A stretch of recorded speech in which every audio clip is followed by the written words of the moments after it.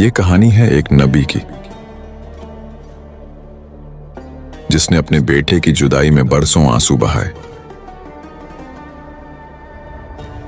उसने हर दिन अपने दर्द को अपने रब के सामने पेश किया। ये हैं हजरत याकूब अलैहिस्सलाम। हजरत याकूब अलैहिस्सलाम ने अपने बेटे को न सिर्फ रास्ता दिखाया, बल्कि उन्हें सब्र और उम्मीद का पैगाम भी दिया। आप हमेशा अपने बेटे को याद करते और कहते, ऐ मेरे यूसुफ, कहाँ हो तुम मेरे प्यारे बेटे, तेरा चेहरा मेरी आंखों में है। तभी उनके बेटे कहते, अब्बा जान, बहुत साल हो गए, आप भूल क्यों नहीं सकते?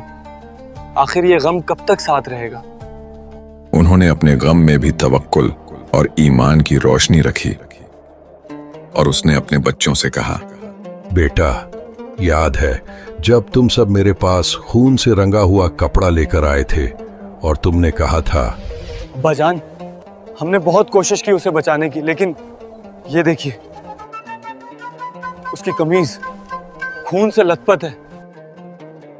और उसने अपने बच्चों से कहा, नहीं मेरे बेटो, ऐसा नहीं हो सकता, उसका रब उसके साथ है। मेरा यकीन कहता है कि मेरा बेटा जिंदा है। हजरत याकूब अलैहिस्सलाम की दौलत सिर्फ उनके बेटे नहीं, बल्कि उनके दिल की तवक्कुल और अल्लाह पर भरोसे में थी। यही उनका असली खजाना था। यूसुफ की जुदाई ने हजरत याकूब का दिल तोड़ दिया।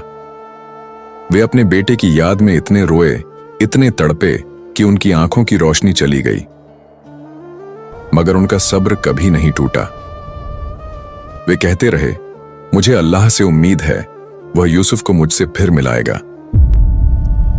और यही वह लम्हा था जब हजरत याकूब ने बरसों सब्र के बाद अपने बेटों को यूसुफ अलैहिस्सलाम की तलाश पर रवाना किया। उनकी उम्मीद, तवक्कुल और दुआ का सिलसिला फिर से शुरू हुआ। हजरत याकूब अलैहिस्सलाम की जिंदगी हमें यह सिखाती है कि चाहे दुख कितना भी बड़ा क्यों ना हो, मोमिन कभी मायूस नहीं होता।